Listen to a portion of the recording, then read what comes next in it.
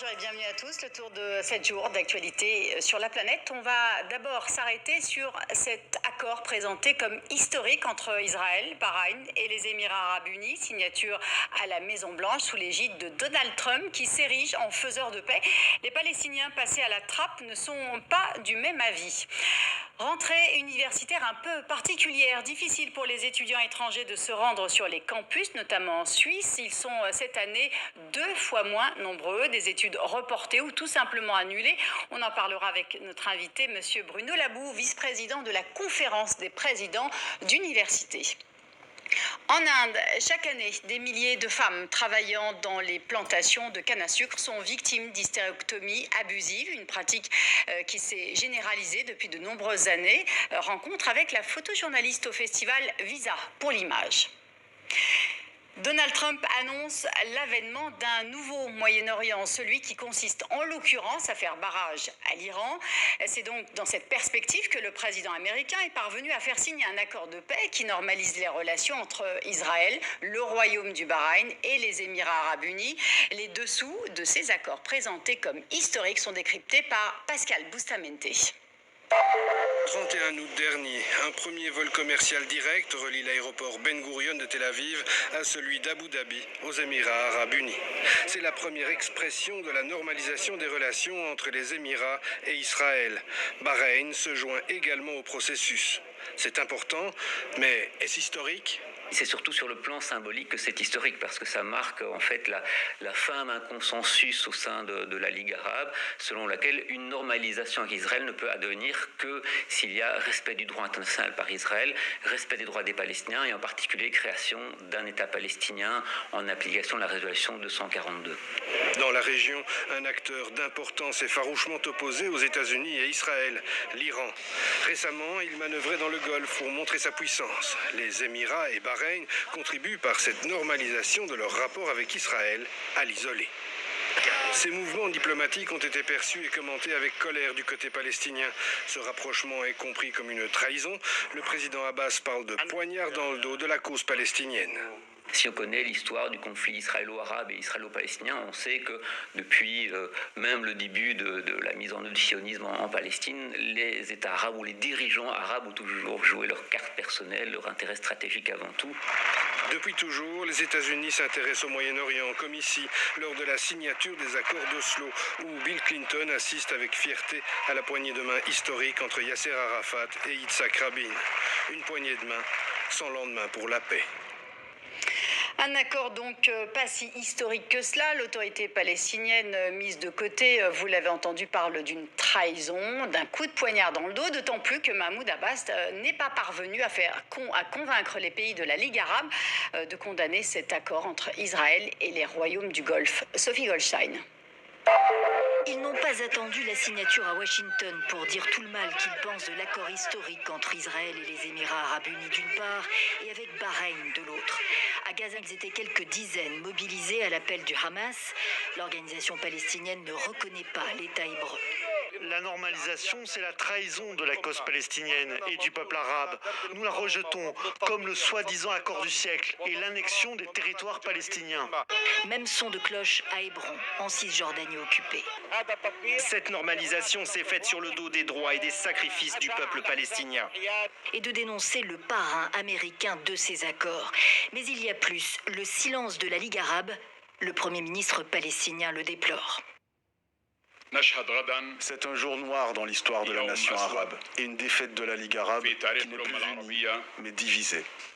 De fait, un accord entre Israël et Bahreïn, monarchie sunnite, n'aurait pu se faire sans l'adhésion de l'Arabie saoudite sunnite également. La désunion arabe est donc actée au profit d'autres intérêts, constate ce membre de l'OLP. Il y a un changement dans les priorités arabes. Ce changement remplace Israël comme menace à la sécurité nationale arabe par un autre ennemi, l'Iran. Et cela signifie l'abandon des obligations envers la cause palestinienne. D'autres pays pourraient suivre dans la paix avec Israël, ajoute Ahmad Madjalani. Alors que les négociations israélo-palestiniennes sont au point mort 27 ans après la poignée de main Rabin Arafat. Les Émirats arabes unis et Bahreïn sont les 3e et 4e États arabes a signé la paix avec Israël après l'Égypte en 1979 et la Jordanie en 1994. À Lesbos, des milliers de femmes, d'enfants et d'hommes sont à la rue une semaine après l'incendie qui a détruit le camp de Moria, le plus grand d'Europe. Ces migrants craignent de se retrouver de nouveau parqués dans des conditions d'insalubrité et de promiscuité extrême. Un spectacle désolant qui illustre les limites de la logique d'endiguement mis en place en 2016 par l'Union européenne. Laurent Bourcalter. Leur nouvelle maison, en attendant mieux. 500 migrants y ont passé leur première nuit après l'incendie de leur ancien camp. Un souvenir traumatisant sur lequel ils veulent tourner la page. Nous voulons aller dans un endroit calme où tout est en ordre, y compris l'éducation, l'encadrement ou l'hébergement. Il reste plus de 12 000 demandeurs d'asile à loger ici. Une opération qui devrait durer 5 jours selon les autorités. Mais les migrants, excédés par les conditions sanitaires dans leur ancien camp surpeuplé, ont perdu toute confiance. Ils exigent d'être transférés vers le continent. Des milliers de réfugiés dorment dans la rue. Ils ont reçu leur premier repas aujourd'hui. C'était horrible. Les gens ont fait la queue pendant des heures et ils ne portaient pas de masque. Voici tout ce qui reste du camp de Moria, ravagé la semaine dernière par des incendies vraisemblablement déclenchés par des migrants voulant quitter l'île. J'implore la communauté internationale et l'Union européenne de nous transférer d'ici dès que possible. Ne fermez pas les yeux. Nos vies ainsi que celles de nos enfants sont en danger. Si nous avions quitté le camp de Moria 2 minutes plus tard, nous aurions brûlé. Mais le gouvernement grec a la ferme intention de garder les migrants sur Lesbos, à la grande déception des autorités locales, pour qui cette crise a sérieusement entaché la réputation touristique de l'île. Autre spectacle désolant, Khaled Drareni a été condamné à 2 ans de prison en appel. C'est la plus lourde condamnation d'un journaliste depuis l'indépendance de l'Algérie. Notre correspondant Khaled Drareni a déjà purgé 6 mois de prison pour avoir couvert le Irak, le mouvement de contestation pacifique né en février 2019. Reportage à Alger avec Kamel Zaït et Anaïs Furtad. L'arrivée de Khaled Drareni à la cour d'Alger se fait sous escorte policière.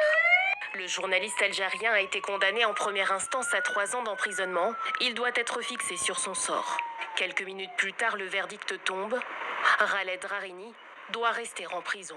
Il vient d'être condamné à 2 ans de prison, alors que ses avocats ont démontré que le dossier d'accusation était vide, complètement vide. Non pas que je m'attendais à ce qu'on ait une justice indépendante ou une justice juste, mais là, ça dépasse l'entendement. Je crois que c'est un acharnement flagrant contre la personne de Khaled Drareni. C'est aussi un signe pour faire taire toute la presse libre en Algérie. Une décision injuste selon ses soutiens. C'est à cet endroit exactement. Khaled Drareni a été arrêté début mars, officiellement pour incitation à attroupement non armé et atteinte à l'unité nationale. Il couvrait une manifestation étudiante dans le cadre du Irak, le mouvement de contestation pacifique. Lui affirme n'avoir fait que son métier de journaliste en toute indépendance. Sous le choc devant la sévérité de la peine, ses avocats annoncent un pourvoi en cassation. Les faits reprochés à l'encontre de Khaled ne pouvaient pas mener à une condamnation. Ce genre de verdict ne peut permettre de bâtir un état de liberté, ni une presse libre, ni un état de droit, ni concrétiser la séparation entre les pouvoirs. Incarcéré depuis près de 6 mois, Khaled Drareni, 40 ans, est devenu le symbole du combat pour la liberté de la presse en Algérie. Il a écopé de la peine la plus lourde à l'encontre d'un journaliste depuis l'indépendance du pays. En Suisse, les étudiants étrangers sont 2 fois moins nombreux cette année. La rentrée universitaire est placée sous le signe du Covid-19 un peu partout dans le monde, ce qui provoque des perturbations dans la mobilité des étudiants qui constituent pourtant un temps fort dans leur parcours. Anna Schlepfer et Clément von Lanten. C'est dans un café américain et non pas gruyérien que Maëva Uldry avait prévu d'analyser ce roman. Cette étudiante en anglais à l'université de Fribourg devait passer son semestre d'automne dans une école de Caroline du Nord. Mais à cause de la crise sanitaire, aucun étranger ne pourra y mettre les pieds cette rentrée. Elle doit reporter ou annuler son séjour. Déplacer de 6 mois, ça ne me convenait pas parce que je devais faire mon travail de bachelor en fait, là, au semestre de printemps 2021. Et du coup, je dois le faire à Fribourg. Donc, je pouvais pas déplacer de 6 mois. J'étais là, super, il n'y a aucune solution qui me convient. Et puis, c'était toujours des mails, vous avez 2 jours pour vous décider, quoi. Donc, vraiment hyper stressant. De ce véritable casse-tête ne reste plus que la déception et plusieurs centaines de francs déjà investis. En Suisse romande, ils sont plus de 500 universitaires à avoir été contraints d'annuler ou reporter une mobilité extra-européenne pour la plupart. Moins de départs signifie aussi moins d'arrivées.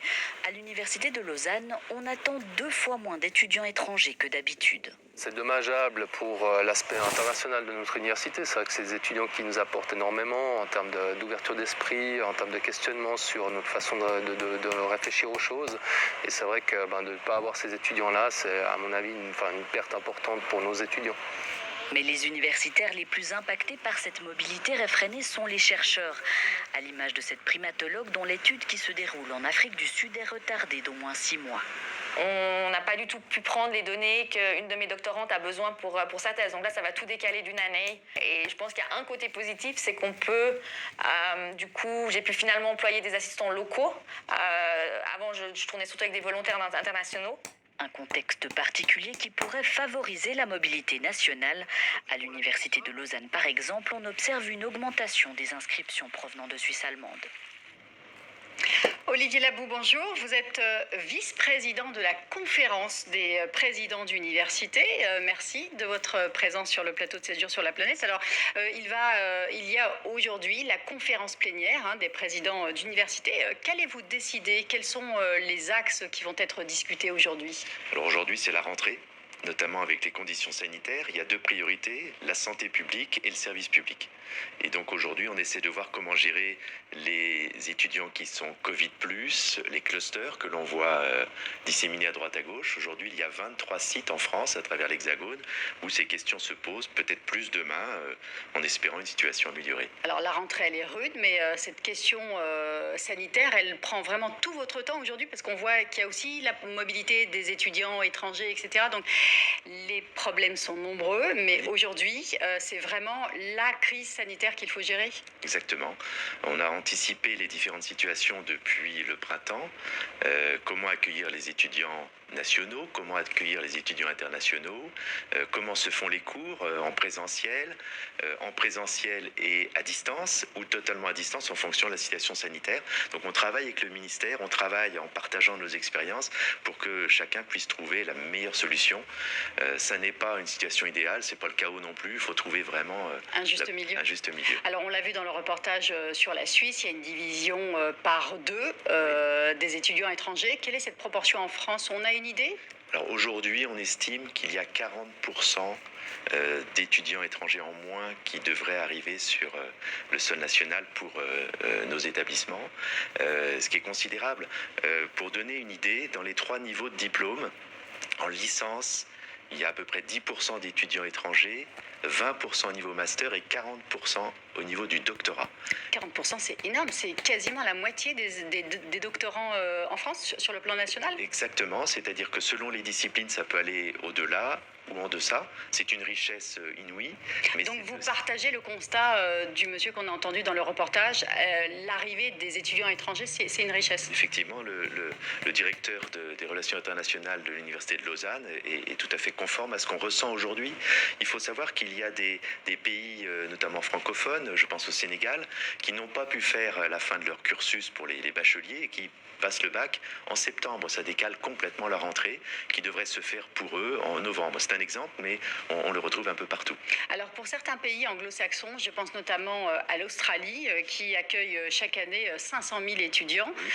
500 000 étudiants pour l'Australie, ça représente tout de même 10 milliards de dollars. C'est conséquent. Est-ce qu'on est en France aussi sur ces chiffres-là? Est-ce que l'apport des étudiants étrangers est à ce point important? Alors en Australie, l'enseignement supérieur, c'est le 3e budget de l'État. C'est considérable. Pourquoi? Parce que les droits d'inscription sont considérables.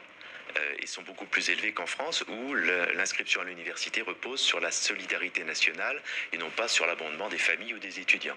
Donc on n'est pas dans cette situation. C'est la même chose en Allemagne, où c'est l'État qui paye l'enseignement supérieur. Donc on a une baisse d'étudiants, mais on n'a pas une situation budgétaire de l'État très dépendante de ses droits d'inscription. Alors ça me fait penser à ce classement Shanghai qui est tombé récemment. Pour la première fois, une université française, Paris-Saclay, figure dans le top 15. Est-ce que c'est un critère d'apparaître dans la liste de Shanghai ? Alors c'est un classement. Le classement international n'est pas le Graal ou l'objectif premier d'un établissement. Cela étant, c'est une bonne chose. Je pense que pour notre communauté nationale, c'est une bonne chose que se dire que nos universités, et Paris-Saclay est 14e, nos universités sont lisibles. En fait, ça procède du fait que quand on se regroupe entre universités, grandes écoles, organismes de recherche, on donne plus de lisibilité, plus d'attractivité. C'est une très bonne chose. Aujourd'hui, c'est un objectif, par exemple, pour les présidents d'université. Vous avez été président de l'université de Nantes. Est-ce que c'est un objectif de figurer dans un classement international ? Ce n'est pas un objectif en soi. C'est la reconnaissance, la valorisation du travail qui est fait. Et pour les communautés, c'est toujours intéressant de dire, ben voilà, vous travaillez depuis des années, on met la priorité sur tel domaine, on a focalisé sur l'interdisciplinarité, sur les objectifs de développement durable. Eh bien, par rapport aux autres établissements, voilà où vous vous situez, c'est toujours valorisant. Mais ce n'est pas un objectif premier en soi. Le premier objectif, c'est la formation de nos jeunes. Or, nos jeunes, ils ne choisissent pas un établissement parce que c'est le meilleur en recherche, où il y a des prix Nobel ou des médailles Fields. On n'est pas assez compétitif en France, on n'est pas du tout sur ce registre-là, vous voulez dire ? C'est pas que nous sommes pas assez compétitifs, c'est que la priorité, c'est la formation des jeunes qui vont dessiner notre avenir. Et cette formation, elle ne repose pas uniquement sur les classements. Alors vous avez une actualité bien chargée, puisque cette semaine à l'Assemblée nationale est discutée précisément la loi pluriannuelle sur la recherche à l'université. Le gouvernement propose 25 milliards d'euros sur 10 ans. Est-ce que c'est un budget qui est conséquent ? Est-ce que vous êtes satisfait ? Est-ce que ça va répondre aux défis qui se posent aux universités françaises ? Alors, c'est une loi pluriannuelle pour la recherche, c'est une excellente chose. 25 milliards d'euros sur 10 ans, c'est une somme considérable, c'est la nation qui investit. Aucun pays ne s'en sort sans recherche et innovation. Donc ça, c'est une bonne chose. Cela étant, vis-à-vis de nos concurrents internationaux, il faut que la part du PIB sur la recherche accélère et soit plus vite au niveau des autres pays. L'Allemagne, par exemple, a investi massivement et plus que la France. Donc il faut que l'on continue à rattraper, il faut accélérer ce rattrapage. Il faut que dans les premières années, on ait des effets concrets de cet investissement pour la recherche. Certains craignent justement que cette loi pluriannuelle favorise des contrats précaires chez les enseignants, par exemple. Est-ce que c'est un avis que vous partagez, vous ? La loi propose un certain nombre d'outils qui sont des outils très particuliers, très précis. Vous voulez faire venir un chercheur français de l'Université de Californie qui veut revenir en France. Aujourd'hui, on n'a pas les outils. Voilà, c'est un exemple. Ça n'est pas substitutif de l'emploi des enseignants-chercheurs tel qu'on le voit aujourd'hui. Ce sont des outils complémentaires. Le fait d'avoir des contrats de mission scientifique sécurise, stabilise, il faut le reconnaître, des doctorants ou plutôt des post-doctorants qui avaient une succession de CDD. Merci beaucoup Olivier Labou. Je rappelle que vous êtes vice-président de la conférence des présidents d'université. Merci à vous. Merci à vous. Des casques bleus protègent de nouveau la clinique Panzi du docteur Mukwege, le célèbre gynécologue congolais, prix Nobel de la paix.